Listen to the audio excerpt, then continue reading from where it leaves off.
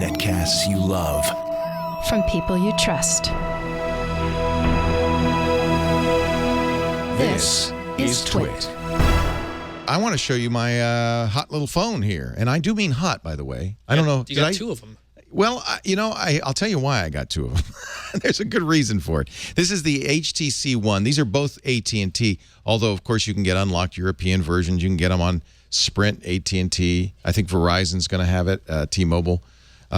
This is the hot, new Android device. And, boy, from a point of view of style and design, it is truly an iPhone 5 competitor. Unibody aluminum that just feels great in your hand. It looks great. It's a 4.7-inch screen, and like the Galaxy S4, this is going to be the new standard, I think. It is 1080 by 1920. This is a super high-res screen, and because it's so high-res, you can see it looks gorgeous, just rock solid. Let me unlock it so it stops timing out on us. It's rock solid. It just feels great. The reason I have two is this is mine. I bought this one, got it last week, and I've been really struggling with the batteries. Yesterday, using it somewhat normally, I only got to about 2 o'clock before I had to charge it. Taking it off the power at 7 a.m. and charging it intermittently in between, and I still only got to 2 o'clock. So this is the loaner from AT&T, and we're going to play with this a little bit. I've already noticed that battery-wise, this is doing a little bit better. I have some theories, though. In both cases, the battery leaves a lot to be desired. And, and I think, Russell, you'll agree with me, when you feel a phone get pretty hot, that's always a sign that it's probably not very efficiently using its processors, or there's maybe too much processor in here. This is a quad-core 1.7 gigahertz processor. It's pretty impressive, the Snapdragon 600. It is an LTE device. And the screen, I just got to continue to rave about the screen. This is HTC Sense 5, and while I'm not a big fan of HTC Sense, this is the best Sense yet. They've flattened it somewhat. This is the Blink preview where it gives you a kind of a Flipboard-style information on the front page. If I scroll over, it's a little bit more like a traditional Android with the app grid and all of that. And we can, add more frames to it. I immediately, by the way, on my phone, put the Nova launcher on here. I just wasn't crazy about the HTC Sense launcher, but that's one of the nice things about Android. It's easy to put even Facebook Home on here, should you so desire it. You could see Sense has changed even the Android settings. In fact, they've taken out some settings that I really would like to have still. For instance, I'm very curious how much of this power consumption is screen time. HTC has elected to no longer show you how much screen time is using of the battery. And since that's probably about 80% of the battery use on this phone, this is not as helpful as it might be. But it is worth it. And this is maybe one of the reasons the battery keeps dying on me. I keep playing with the phone. You've probably seen that effect on a new phone where it's just really beautiful and there's great apps and you really want to try it out. You use it a lot more initially, and so the battery dies a lot faster. This battery life, as you can see, let me go back to that power setting here. We have 34% left. It's been 5 hours on battery. That's not too bad. That's about 2/3 drained after 5 hours and 11 minutes. That means in normal usage, I might get 8 or 9 hours. That's what most of the other blogs are reporting. That's why I'm a little suspect of the battery usage issues that I was having. It also could be something that we have uniquely here in this area. You may have it too. We have LTE here from AT&T, but it's spotty. And so I think the radio is hunting a lot. I noticed the battery life really went down as I drove around. And that can really be a problem.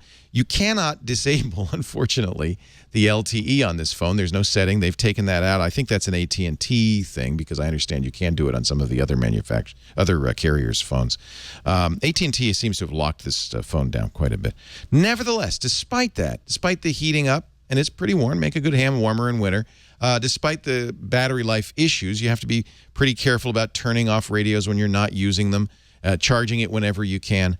This is still a spectacular phone. Here are some of the things you're really going to like.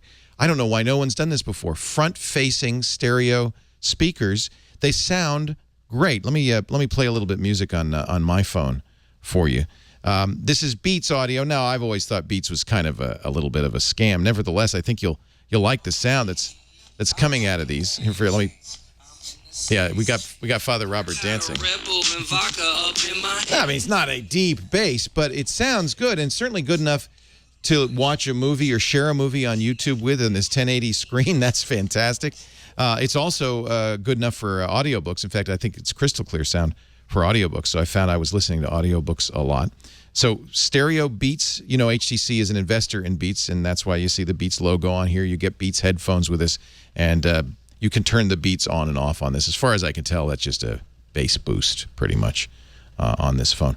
They also did something a little bit odd. You notice the buttons are not the traditional Android buttons. These are capacitive, not physical. The HTC, which would normally be the home button on a Galaxy phone, does nothing. There is a home button, but it's over to the right. There's a back button. It's over to the left. To get the recent apps, you have to double tap the home button. You get used to that. It didn't take me too long to get used to that, but it is a little bit kind of non-standard in the Android world. A great 2-megapixel front-facing camera. And here's the other thing that they did that people are, it's somewhat controversial, or they're very interesting. This camera is back camera is a 4-megapixel camera. That means that they can make the dots on the sensor 2 microns. That's in some cases 4 or 5 times larger than the dots on some of these high megapixel phones. That means you're going to get better low light performance. And in fact, I found it was a pretty good looking camera.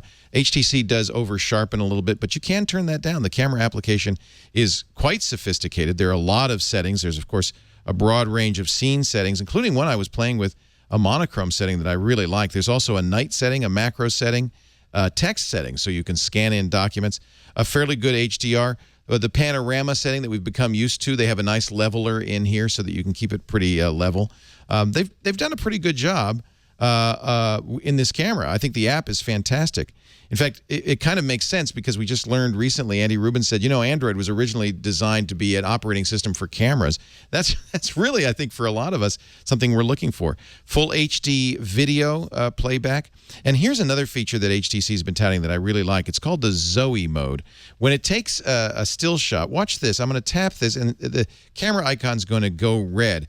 You need to hold it on the subject for 3 seconds. You see it's filling up the camera icon there. What it's doing is taking 20 frames in those 3 seconds.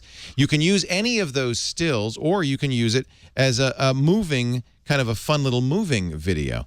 This gives you some really nice features. They have a best smile shot that lets you choose, although I have yet to get it working, a frame from those 20 frames for each of the people in the picture. It does face recognition, and and if you want to choose the best frame for each of them, you can do that. I kind of like it. It organizes by albums, events. Like I said, I never got it working, but I like the idea. Let's put it that way. And this is one of the things I really like from the Zoe feature. It will make a video out of your pictures from a particular event. So it adds music. It does the editing all together. And you can see it's using the Zoe to good effect here, pulling both stills and motion frames. These are all things I shot today on the camera. You have a variety of templates here. Now, there's only 6. I'm hoping that third parties will develop more of these. But this is kind of cool. I mean, look, you know, we're here doing fancy video production.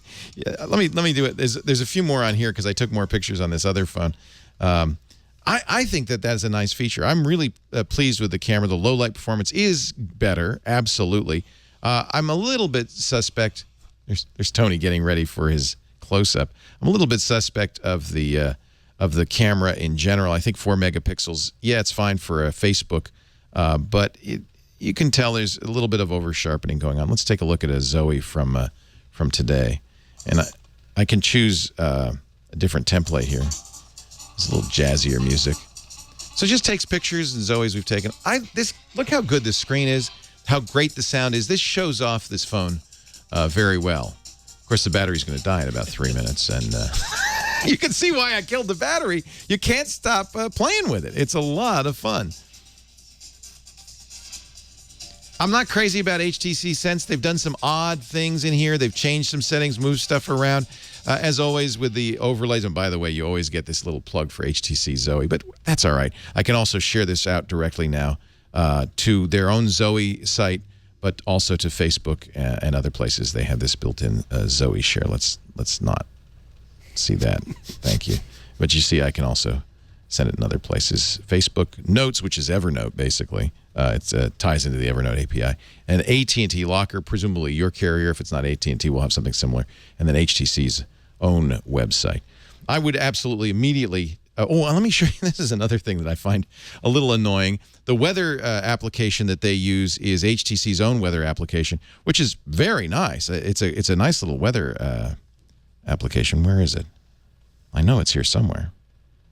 I must have lost it. Is it in the AT&T thing? No. Well, let me tap. Maybe if I tap that. Yeah, there it is. It's very pretty. In fact, you can make this your desktop. But for some reason, it doesn't know about Petaluma, and so it says current location instead of the actual city. That's something they could easily look up. It's AccuWeather. They know Petaluma. It's just a little bit annoying to be told that the place I am is my current location. Little things like that, where these are rough edges. I feel like HTC probably will fix in a firmware upgrade. That's another point. 4.1.2, it is not the latest Android, and HTC has traditionally been a little bit slow on updating these. So if you really want to be with the latest Jelly Bean 4.2, you might want to look at the Galaxy S4. That's going to ship with 4.2.2. This is an older version. Probably has to do something with the fact that they had to modify an existing version for Sense. So pros and cons on this. The pros, of course, are the look and feel. This is a beautiful piece of hardware.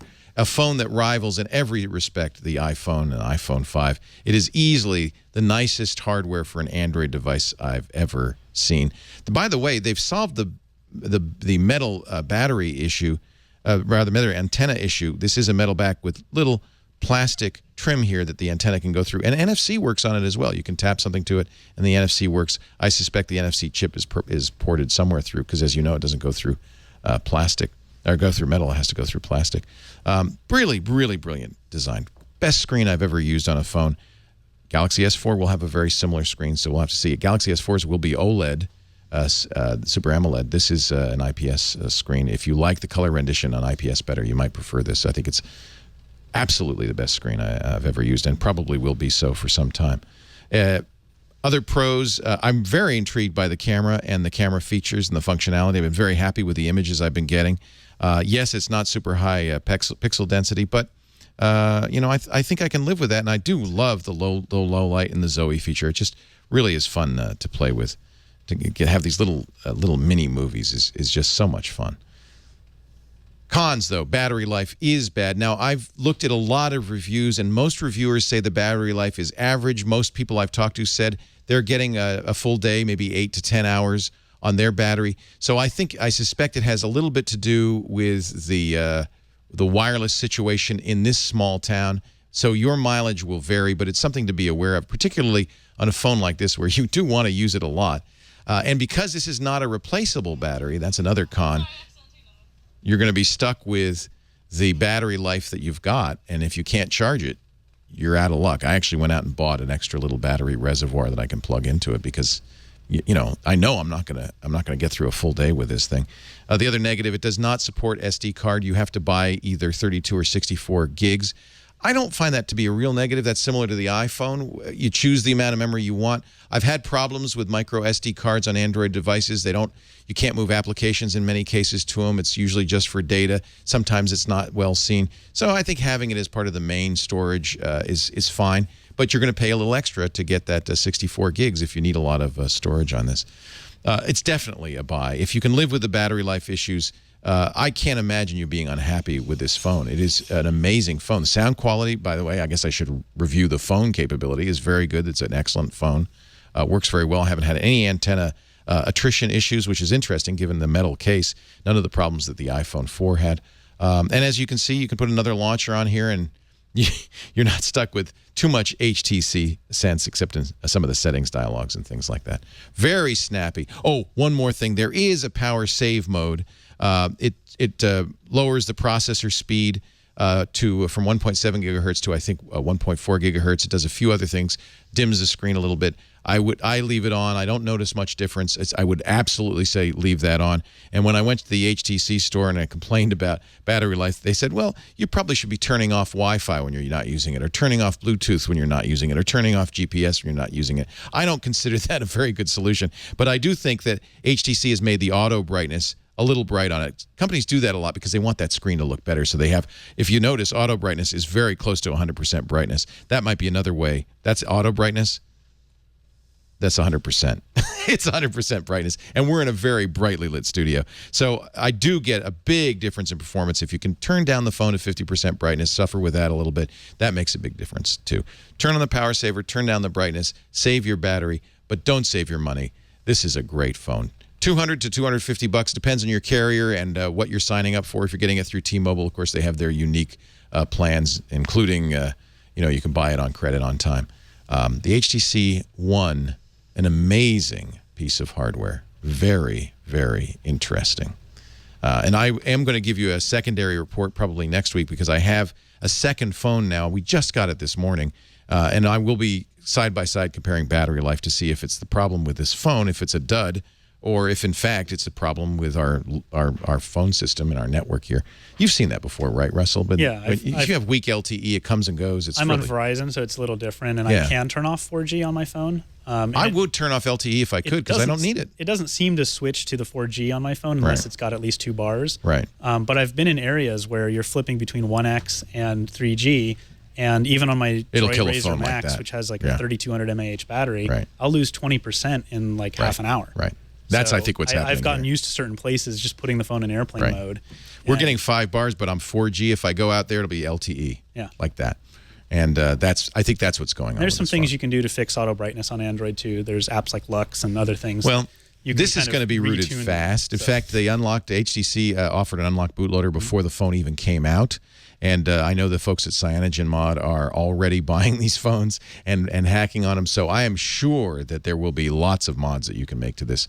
You'll be able to root it the day you get it, I think, and you might be looking for a CyanogenMod. The hardware is very custom ROM. It's worth it for the hardware. That's what you're buying. It's frustrating that it's not a removable battery. I don't, in this day and age, why you'd make a phone. Well, because you want it to look like that.